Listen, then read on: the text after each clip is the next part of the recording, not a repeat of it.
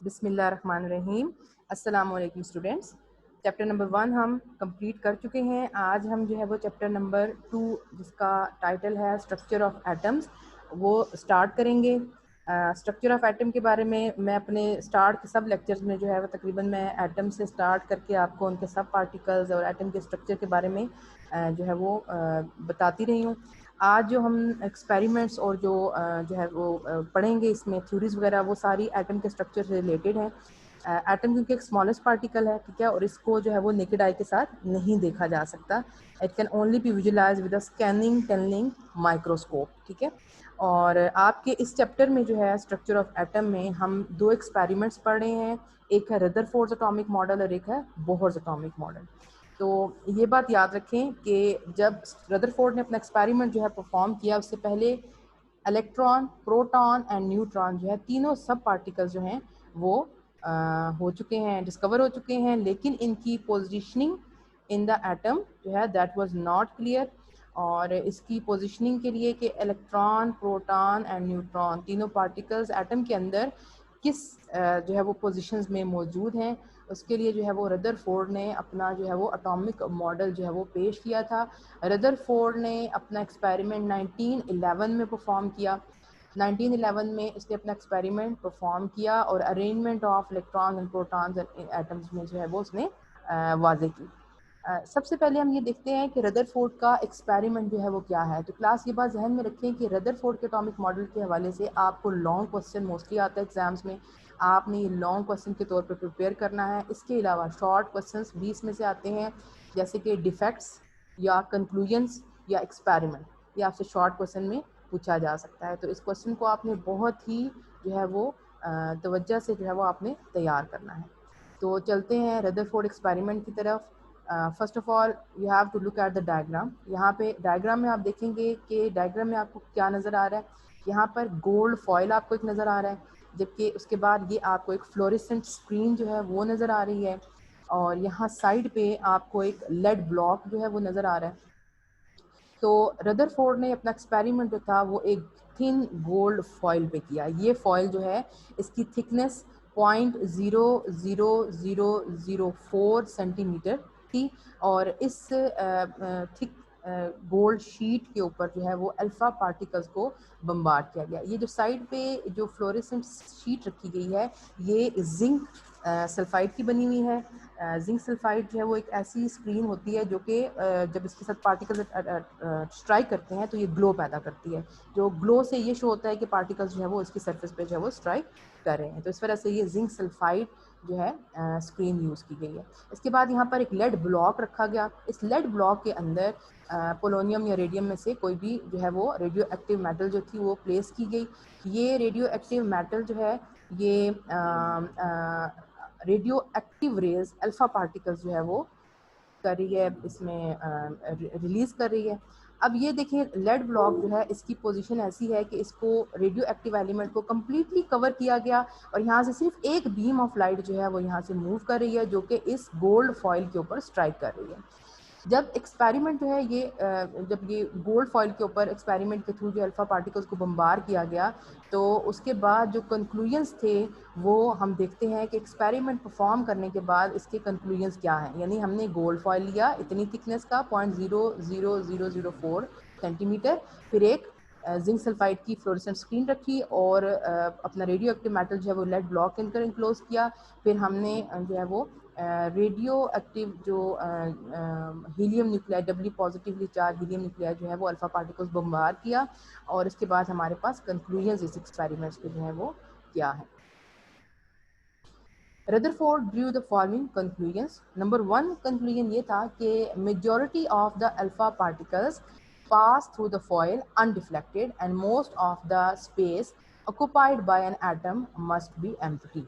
यानी कि ये देखा गया कि इस एक्सपेरिमेंट में ज़्यादातर जो है वो फ्लोरेसेंस, यहाँ पर फ्लोरेसेंस जो है वो फील हुई, यानी नंबर ऑफ पार्टिकल्स जो थे वो तकरीबन 99% पार्टिकल्स जो थे वो गोल्ड फॉइल में से पास हो गए और वो इस फ्लोरेसेंट स्क्रीन के ऊपर जाकर टकराए। इसका मतलब ये हुआ कि ज़्यादा हिस्सा एटम का जो है वो एम्प्टी है। खाली है, जिसकी वजह से ज़्यादा नंबर ऑफ पार्टिकल जो थे वो सीधे इसमें से गुजर गए हैं और वो इस फ्लोरेसेंट स्क्रीन के ऊपर जाकर टकराए हैं। इसी तरह आप इस डायग्राम में भी देख सकते हैं कि यहाँ पर ज़्यादातर पार्टिकल्स जो हैं वो स्ट्रेट लाइन मूव कर रहे हैं और जो है वो थोड़ी बहुत डिफ्लेक्शन के साथ जो है वो कुछ पार्टिकल्स मूव कर रहे हैं। यहाँ पे भी आप देख सकते हैं डिफरेंट पॉइंट्स पे जो है वो ये नंबर ऑफ पार्टिकल्स जो है वो डिफ्लेक्ट यहाँ पर हो रहे हैं, लेकिन इस गोल्ड फॉइल में से ये पास कर गए हैं। तो ओवरऑल अगर देखा जाए पार्टिकल्स 99% पार्टिकल्स जो है वो इसमें से पास करके फ्लोरेसेंट स्क्रीन के ऊपर स्ट्राइक किए हैं, जो कि ये शो करता है कि एटम का ज़्यादातर हिस्सा एम्प्टी है, खाली है, जिसकी वजह से ये पार्टिकल विदाउट एनी हिंड्रेंस इसमें से पास कर गए हैं।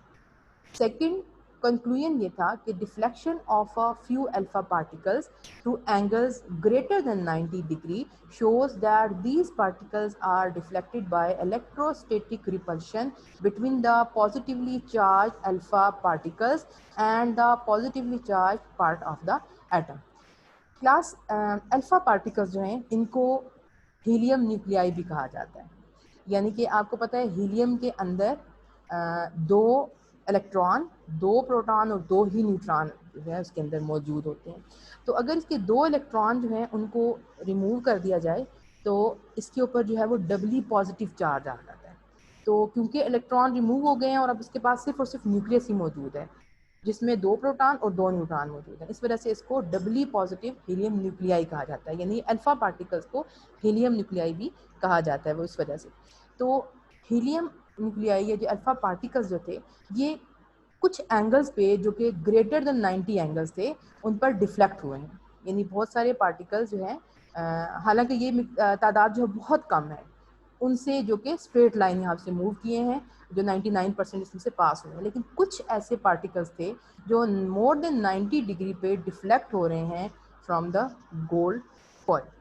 तो गोल्ड फॉइल से डिफ्लेक्ट होने की वजह जो रदरफोर्ड को समझ आई वो ये थी कि क्योंकि helium nuclei doubly positively charge हैं तो यकीनन ये वहाँ से जो है वो जिस पाथ से ये गुजर रहे हैं वहाँ पे यकीनन कोई पॉजिटिवली चार्ज पार्टिकल मौजूद है या कोई ऐसी प्लेस मौजूद है जो पॉजिटिवली चार्ज है, जिसकी वजह से दो सेम चार्जेस के दरमियान, जैसा कि आपको पता है कि इलेक्ट्रोस्टैटिक रिपल्शन होती है, तो उस इलेक्ट्रोस्टैटिक रिपल्शन की वजह से ये जो पार्ट अल्फा न्यूक्लियाई जो थे ये वहाँ से जो है वो स्ट्रेट मूव करने के बजाय मोर देन 90 के एंगल पे डिफ्लेक्ट हो गए, यानी कि हीलियम न्यूक्लियाई के पॉजिटिव चार्ज और यहाँ पर एटम में मौजूद पॉजिटिव चार्ज हैं दोनों के दरमियान इलेक्ट्रोस्टैटिक रिपल्शन हुई, जिसकी वजह से जो एटम्स थे वो 0.0125% जो थे पार्टिकल्स वो मोर देन 90 के एंगल पे डिफ्लेक्ट हुए। थर्ड पॉइंट था massive alpha particles are not deflected by electrons, यानी इलेक्ट्रॉन से मैसिव अल्फा पार्टिकल्स जो हैं जो कि डबली पॉजिटिवली चार्ज हैं वो डिफ्लेक्ट नहीं हुए। और कुछ इसमें ऐसे भी इलेक्ट्रॉन्स थे ऐसे भी पार्टिकल्स थे जो कि गोल्ड फॉइल पे यहाँ पर स्ट्राइक होने के बाद यहाँ से रीबाउंस हुए, यानी रीबाउंस होके, यानी यहाँ पे किसी ऐसी हार्ड या जो है डेंस चीज़ से स्ट्राइक किया उन्होंने, टकराए उससे और उसके बाद वहाँ से वापस जो है वो बाउंस बैक हो गए। तो ऐसे पार्टिकल जो थे वो बहुत ही कम थे और ये तकरीबन 0.005% पार्टिकल जो थे वो यहाँ से रीबाउंस हुए। सबसे ज़्यादा पार्टिकल इसमें से गुजरे और 99%, और जो मोर देन 90 के एंगल पर डिफ्लेक्ट हुए अराउंड अबाउट 0.0125, और जो रीबाउंस हुए यहाँ पर किसी भी डेंस या हार्ड चीज़ से टकरा के रीबाउंस हो रहे हैं वो 0.005% जो है वो पार्टिकल्स थे। तो रीबाउंस होने की वजह जो कंक्लूजन में जो है वो रदरफोर्ड हमें बता रहे हैं वो ये है कि यहाँ पर यकीनन कोई ऐसा हार्ड या डेंस या हैवी पार्ट जो है वो यहाँ पे मौजूद है इसके अंदर, जिसकी वजह से कंप्लीट रीबाउंस हो रहा है। ठीक है, तो इसका मतलब ये हुआ कि यहाँ पर सेंटर में जो है वो कोई ऐसा हैवी पार्टिकल, हैवी जो है वो चीज़ मौजूद है जिससे ये रीबाउंस हो रहा है। तो तीन चीज़ें हमें एटॉमिक स्ट्रक्चर के हवाले से इस एक्सपेरिमेंट से पता चली। नंबर 1 ये कि एटम का ज़्यादातर हिस्सा जो है वो खाली है, एम्प्टी है। नंबर 2 कि यहाँ पर एटम के अंदर डबली पॉजिटिवली चार्ज जो है वो पार्टिकल्स जो हैं वो ऐसे मौजूद हैं। थर्डली हमें ये पता चला कि यहाँ पर जो है एटम के अंदर कोई एक पार्ट जो है उसका सेंटर में भी जो कि हार्ड है, डेंस है, हैवी है, जिसके साथ स्ट्राइक होने के बाद अल्फा पार्टिकल्स रीबाउंस हो रहे हैं।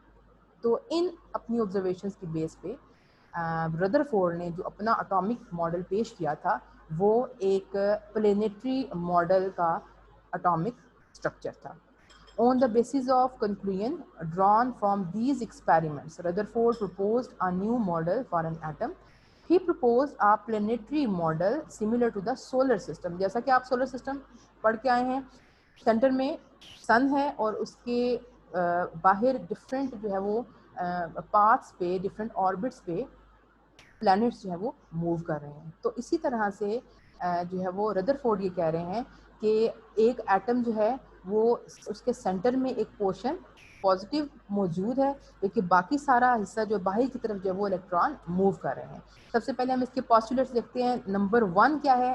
N atom is neutral particle, यानी कोई भी एटम एक न्यूट्रल पार्टिकल होगा, यानी उसमें number of electron positive charges और नंबर ऑफ इलेक्ट्रॉन यानी नेगेटिव चार्जेस जो है वो सेम होगी। सेकेंड पॉइंट है इसमें, the mass of an atom is concentrated in a very small dense positively charge region, यानी किसी भी एटम का मैस जो है वो उसके सेंटर में एक छोटा सा डेंस पार्ट है जो कि पॉजिटिवली चार्ज है, वहाँ पर कंसंट्रेट करता है। यानी मैस जो है वो उसका मेन जो वेट है वो उसके सेंटर में पॉजिटिवली पार्ट जो है वो चार्ज पॉजिटिवली चार्ज रीजन जो है वो सारा कॉन्स्टिट्यूट कर रहा है। थर्ड पॉस्टुलेट था, उसने उसने इस रीजन को जो है वो न्यूक्लियस का नाम दिया था। थर्ड पॉइंट जो है वो ये है कि electron are revolving around the nucleus in circles, यानी रदरफोर्ड ने ये कहा कि इलेक्ट्रॉन जो है उनका न्यूक्लियस से कोई लेना देना नहीं है, न्यूक्लियस के अंदर ये इलेक्ट्रॉन मौजूद नहीं है, न्यूक्लियस सिर्फ पॉजिटिवली चार्ज है, वहाँ पे जो है वो कोई दूसरा चार्ज जो है वो मौजूद नहीं है पॉजिटिविटी के अलावा। तो इलेक्ट्रॉन्स जो है वो इसी पॉजिटिव चार्ज के गिर्द जो है वो रिवॉल्व कर रहे हैं इन सर्कल्स। इन सर्कल्स को ऑर्बिट्स का नाम दिया गया। ठीक है। नंबर 5 पॉइंट जो था, that was the centripetal force due to the revolution of electrons balances the electrostatic force of attraction between the nucleus and electron. तो जो सेंटर है दैट इज पॉजिटिवली चार्ज, जबकि बाहर जो पार्टिकल्स मूव कर रहे हैं वो इलेक्ट्रॉन्स हैं, वो नेगेटिवली चार्ज हैं। तो इलेक्ट्रॉन्स जो नेगेटिवली चार्ज हैं और इस न्यूक्लियस के गिर्द जो है वो सर्कल्स में मूव कर रहे हैं, तो वो सर्कल्स में मूव करने की वजह क्या है? Electrostatic force of attraction between these opposite charges, positive and negative charges के दरमियान इलेक्ट्रोस्टैटिक फोर्स ऑफ अट्रैक्शन मौजूद है, जो कि इलेक्ट्रॉन की रेवोल्यूशन को जो है वो बैलेंस कर रही है, उसकी सेंट्रीपिटल फोर्स जो है उसको बैलेंस कर रही है। तो क्लास ये था रदरफोर्ड का एक्सपेरिमेंट। ठीक है। और एक्सपेरिमेंट और उसके बाद उसका कंक्लूजन, और उसके बाद जो उसने अपनी थ्योरी जो थी वो अपना एटॉमिक मॉडल जो उसने पेश किया था, that was similar to solar system. अब रदरफोर्ड के एक्सपेरिमेंट में बहुत सारे जो थे वो ड्रॉबैक्स जो थे वो नज़र आ गए, डिफेक्ट्स नज़र आ गए। वो डिफेक्ट्स क्या थे रदरफोर्ड के एटॉमिक मॉडल में? सबसे पहला डिफेक्ट जो इसमें लिया गया वो था रदरफोर्ड के एटॉमिक मॉडल में क्लासिकल फिजिक्स जो है वो सजेस्ट करती है कि इलेक्ट्रॉन अगर एक चार्ज पार्टिकल है और वो एनर्जी भी कॉन्टीन्यूसली एमिट कर रहा है around the nucleus, revolving around the nucleus, तो orbit of the revolving electron जो है उसको स्मॉलर से स्मॉलर होता जाना चाहिए और एटलीस्ट जो है वो इलेक्ट्रॉन को जो है वो न्यूक्लियस के अंदर फॉल करना चाहिए। यानी अगर इलेक्ट्रॉन एक चार्ज पार्टिकल है और वो एटम में न्यूक्लियस के गिर्द मूव कर रहा है, अगर वो चार्ज पार्टिकल है तो it means according to classical physics उसको कॉन्टीन्यूसली एनर्जी भी वो एमिट करेगा। अगर वो कॉन्टीन्यूसली एनर्जी एमिट कर रहा है तो उसकी एनर्जी लेवल जो है वो डाउन हो रहा है। जैसे जैसे एनर्जी लेवल डाउन हो रहा है इसका मतलब है वो न्यूक्लियस के करीब आता जा रहा है। न्यूक्लियस के करीब आते आते एक पॉइंट ऐसा भी होना चाहिए फिर कि वो न्यूक्लियस के अंदर फॉल कर जाएगा, यानी कि एटम एक स्टेबल स्ट्रक्चर नहीं होगा। एटम की स्टेबिलिटी जो है that was doubtful in the Rutherford atomic model. Second defect जो रदरफोर्ड के एटॉमिक मॉडल के अंदर पेश किया गया वो है, if revolving electron emits energy continuously, it should form a continuous spectrum for an atom, but a line spectrum is obtained. यानी एटम एक चार्ज पार्टिकल है और वो कॉन्टिन्यूसली रिवॉल्व कर रहा है अराउंड द न्यूक्लियस। अगर वो कॉन्टिन्यूसली जो है वो अराउंड द न्यूक्लियस रिवॉल्व कर रहा है तो उसके स्पेक्ट्रम को कॉन्टिन्यूस होना चाहिए था रादर देन लाइन स्पेक्ट्रम, क्योंकि जो स्पेक्ट्रम ऑब्टेन किया गया दैट वाज लाइन स्पेक्ट्रम। तो लाइन स्पेक्ट्रम की बजाय वो स्पेक्ट्रम कॉन्टिन्यूस होना चाहिए था, क्योंकि इलेक्ट्रॉन कॉन्टिन्यूसली एनर्जी को इमिट कर रहा है। तो ये दो ड्रॉबैक्स थे, डिफेक्ट्स थे रदरफोर्ड के एटॉमिक मॉडल के अंदर, जिसकी वजह से रदरफोर्ड का एटॉमिक मॉडल जो है वो उसमें जो था कुछ डाउट्स आ गए थे। वरना रदरफोर्ड ने बेसिक जो इन्फॉर्मेशन थी वो उसकी तकरीबन करेक्ट थी। जैसे उसने न्यूक्लियस का कॉन्सेप्ट दिया था, फिर उसने इलेक्ट्रॉन और ऑर्बिट्स का कॉन्सेप्ट दिया था, लेकिन जो है रदरफोर्ड का जो एटॉमिक मॉडल था वो एटम की स्टेबिलिटी जो है वो उसको एक्सप्लेन नहीं कर सका, पोजीशन ऑफ इलेक्ट्रॉन जो है उसको एक्सप्लेन नहीं कर सका इसमें, ठीक है, जिसकी वजह से जो है वो इसके अंदर थोड़े से जो है वो ड्रॉबैक्स जो थे वो इसके मौजूद थे। अब कॉन्टिन्यूस और लाइन स्पेक्ट्रम की जब हम बात करते हैं तो कॉन्टिन्यूस स्पेक्ट्रम कैसा होता है? स्पेक्ट्रम सबसे पहले जानना जरूरी है कि स्पेक्ट्रम क्या होता है। स्पेक्ट्रम एक बैंड ऑफ लाइट है, ठीक है, या एक विजुअल डिस्प्ले है of all the components of light, ठीक है। अब ये जो रंगों की पट्टी है या ये जो बैंड ऑफ लाइट्स है, ये अगर सारे के सारे कलर्स जो उसमें मौजूद हैं वो एक दूसरे के साथ फ्यूज्ड होंगे, वहाँ पे कोई भी एक कलर से दूसरे कलर के दरमियान कोई बाउंड्री नहीं होगी, तो वो एक कॉन्टिन्यूस स्पेक्ट्रम होगा। जबकि लाइन स्पेक्ट्रम एक ऐसा स्पेक्ट्रम है जिसमें हर एक कलर बैंड के दरमियान डार्क स्पेस या बाउंड्री मौजूद होगी, ठीक है, तो वो एक लाइन स्पेक्ट्रम कहलाएगा। यानी हर कलर जो है वो दूसरे के साथ फ्यूज नहीं है, मर्ज नहीं है, बल्कि उनके दरमियान डार्क स्पेस मौजूद है, और ये डार्क स्पेस जो है वो हर एक कलर को अलग कर रही है और शो कर रही है लाइन स्पेक्ट्रम। जबकि कॉन्टिन्यूस स्पेक्ट्रम में ऑल द कलर्स जो हैं they will be merged into each other, उनकी कोई बाउंड्री या डार्क स्पेस उनके दरमियान मौजूद नहीं है। अब इसके बाद ये जो था एटॉमिक मॉडल ये पेश किया गया था 1911 में। इसके बाद 1913 में बोहर एटॉमिक थ्योरी जो थी वो पेश की गई। बोहर एटॉमिक थ्योरी जो थी that was proposed by sir Niels Bohr in 1913, proposed a model for an atom that was consistent with Rutherford's model, but it also explains the observed line spectrum of the hydrogen atom. Main postulate Bohr atomic theory के जो थे that were as follow. जो defects Rutherford के अंदर मौजूद थे वो सारे के सारे डिफेक्ट जो थे वो बोहर ने अपने एटॉमिक मॉडल में उनको आंसर किया है। नंबर 1 हम देखते हैं, सबसे पहला पोस्टुलेट बोहर एटॉमिक थ्योरी का है, the electron in an atom revolves around the nucleus. कोई भी एटम किसी भी एटम का इलेक्ट्रॉन उसके न्यूक्लियस के गिर्द रिवॉल्व कर रहा है in one of the circular orbits, यानी कि सर्कुलर ऑर्बिट्स के अंदर न्यूक्लियस के गिर्द सर्कुलर ऑर्बिट्स मौजूद हैं, एनर्जी सेल्स लेवल्स मौजूद हैं जिनके अंदर जो है वो इलेक्ट्रॉन जो है वो मूव कर रहा है। Each orbit has a fixed energy, so each orbit is also called energy level. यानी हर एक ऑर्बिट जो है उसकी एक फिक्स्ड अमाउंट ऑफ एनर्जी है। जैसे जो शेल न्यूक्लियस के करीब मौजूद है उसकी अपना एनर्जी लेवल है, जो सेकंड शेल है उसका एनर्जी लेवल थोड़ा हाई है, ठीक है। So each orbit is also called energy level, यानी energy level, different energy levels nucleus के गिर्द मौजूद है। अब सेकंड जो है इसका postulate that was the energy of an electron in an orbit is proportional to its distance from the nucleus.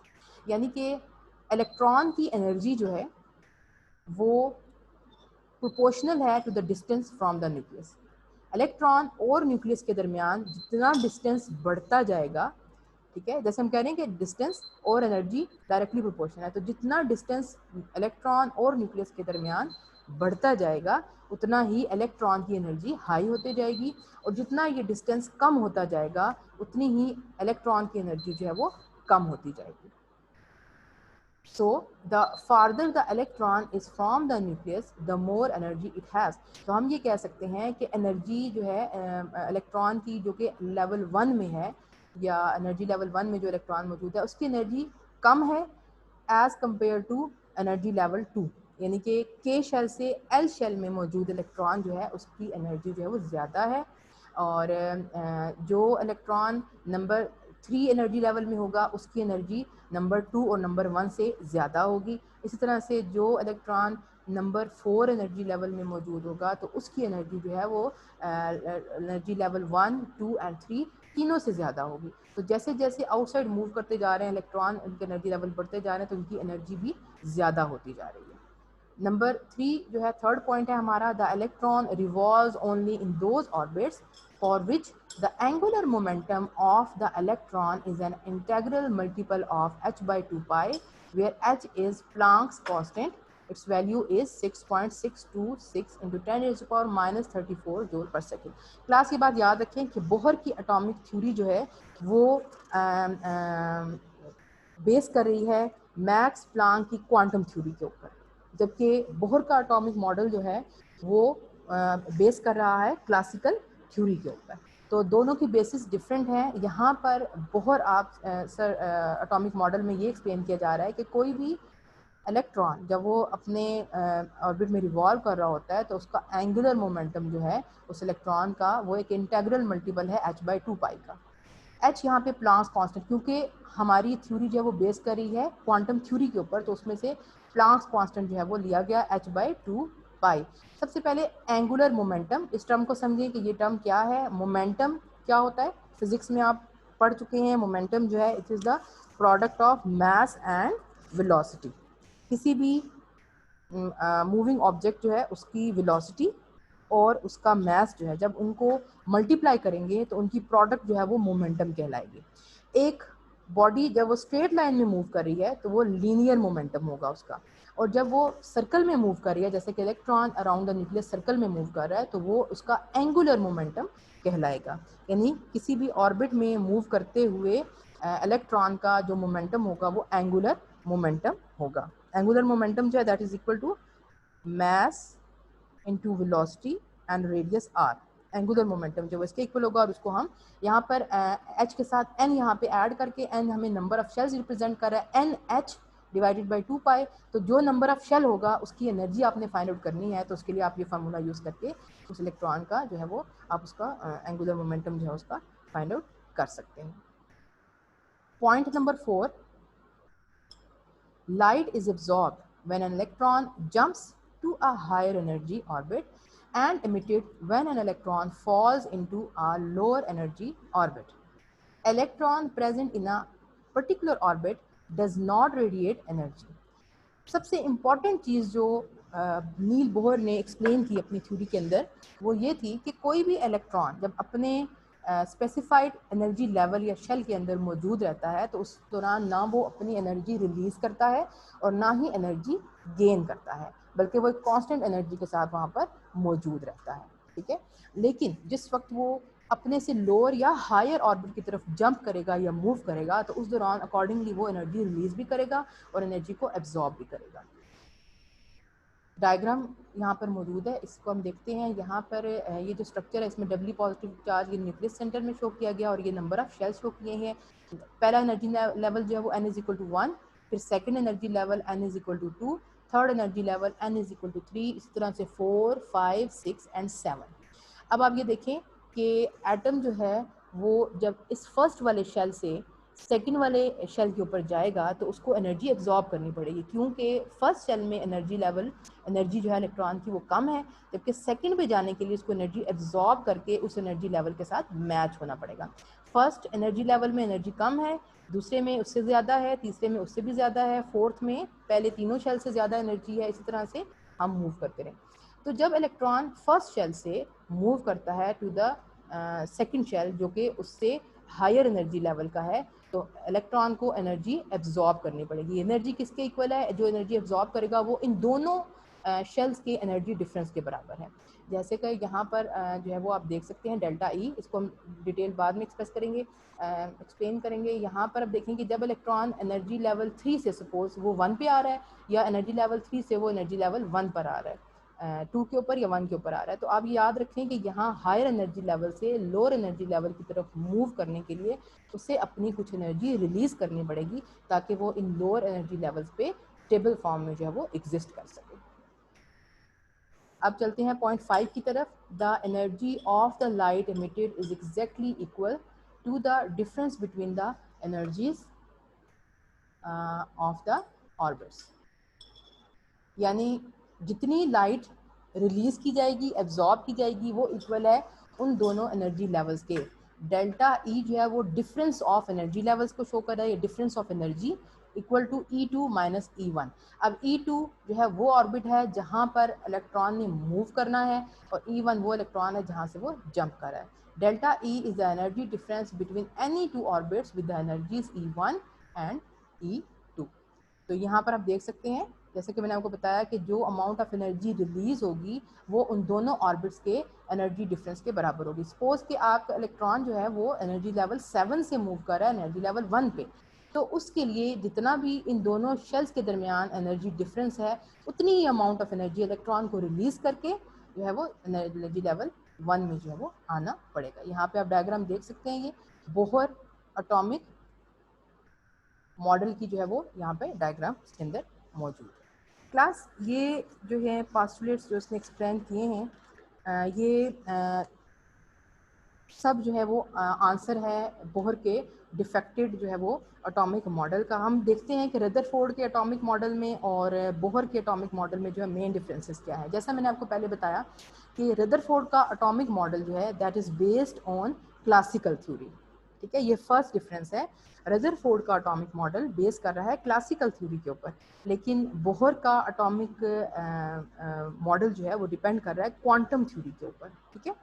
अब सेकंड जो इसमें दोनों में डिफरेंस है वो ये है कि रदरफोर्ड के एटॉमिक मॉडल में जैसा कि एक्सप्लेन किया गया कि इलेक्ट्रॉन रिवॉल्व कर रहे हैं अराउंड द न्यूक्लियस, यानी कि इलेक्ट्रॉन न्यूक्लियस के गिर्द अपने सर्कुलर ऑर्बिट्स में रिवॉल्व कर रहे हैं। लेकिन बोहर ने इसके बारे में ये बताया कि इलेक्ट्रॉन न्यूक्लियस के गिर्द रिवॉल्व तो कर रहे हैं, लेकिन वो अपने एक फिक्स्ड एनर्जी लेवल में या क्वांटाइज्ड एनर्जी लेवल में जो है वो मौजूद रहते हैं, ना ही वो एनर्जी रिलीज करते हैं और ना ही वो एनर्जी एब्जॉर्ब करते हैं। सो बोहर ने जो है वो इलेक्ट्रॉन की स्टेबिलिटी के बारे में जो है वो बताया कि जो है वो इलेक्ट्रॉन ना तो एनर्जी इमिट करेगा और ना ही एनर्जी जो है वो एब्जॉर्ब करेगा when it is confined in a single energy shell, fixed energy shell. Third difference जो है रदरफोर्ड के एटॉमिक मॉडल और बोहर के एटॉमिक मॉडल में ये है कि रदरफोर्ड ने ऑर्बिट्स के बारे में कोई आइडिया नहीं दिया, उनकी एनर्जी के हवाले से हमें कुछ नहीं बताया, जबकि बोहर के एटॉमिक मॉडल में हमें फिक्स्ड एंगुलर मोमेंटम या फिक्स्ड एनर्जी या क्वांटाइज्ड एनर्जी जो है उसका कॉन्सेप्ट दिया गया। इसी तरह से जब हम फोर्थ डिफरेंस देखते हैं तो रदरफोर्ड के एटॉमिक मॉडल में जो इलेक्ट्रॉन है जब वो कॉन्टीन्यूसली मूव कर रहा है तो उसका जो है वो जो ऑर्बिट है, सॉरी जो स्पेक्ट्रम है वो भी कॉन्टीन्यूस होना चाहिए, लेकिन कॉन्टीन्यूस नहीं है, ठीक है, जबकि हमें जो है वो लाइन स्पेक्ट्रम ऑब्टेन हो रहा था। तो जब बोहर ने इस चीज़ को ऐसे एक्सप्लेन किया कि क्योंकि जो है वो लाइन स्पेक्ट्रम इसलिए ऑब्टेन होगा क्योंकि इलेक्ट्रॉन जो है वो अपनी एनर्जी जो है वो क्वांटम्स की फॉर्म में जो है वो in the form of packets of जो है वो एनर्जी जो है वो रिलीज कर रहा है, जिसकी वजह से आपके पास लाइन स्पेक्ट्रम जो है वो एब्जॉर्ब होगा, क्योंकि हर एक एनर्जी लेवल के दरमियान डिफरेंस है। जो वो जैसे जैसे जो है वो एनर्जी रिलीज होगी उसका स्पेक्ट्रम जो है वो लाइन स्पेक्ट्रम जो है वो ऑब्टेन होता रहेगा। नंबर 5 पॉइंट जो है that is atoms should collapse, यानी स्टेबिलिटी ऑफ एटम जो थी that was in danger in Rutherford atomic model, लेकिन बोहर के एटॉमिक मॉडल में एटम जो थे उनकी स्टेबिलिटी जो है वो बताई गई कि एटम जो है वो एग्जिस्ट करते हैं with the fixed energy level, और वो इलेक्ट्रॉन जो है that will not collapse, that will not fall in the centre of the nucleus, और अपने फिक्स्ड और क्वांटाइज्ड ऑर्बिट्स में जो वो इलेक्ट्रॉन मूव करते रहते हैं, जो कि शो कर रहा है स्टेबिलिटी ऑफ एटम को। तो क्लास ये था हमारा आज का लेक्चर जिसमें हमने रदरफोर्ड के एटॉमिक मॉडल और बोहर एटॉमिक मॉडल दोनों को स्टडी किया और दोनों के थ्योरीज को जो है वो स्टडी किया, और उसके बाद दोनों के डिफरेंसेस को भी हमने देखा। मुझे उम्मीद है कि आपको समझ आया होगा, और अगर आपको कोई भी पॉइंट समझ में नहीं आता है तो आप हमें जो है वो मेरे नंबर पर जो है वो फीडबैक दे सकते हैं। Thank you so much.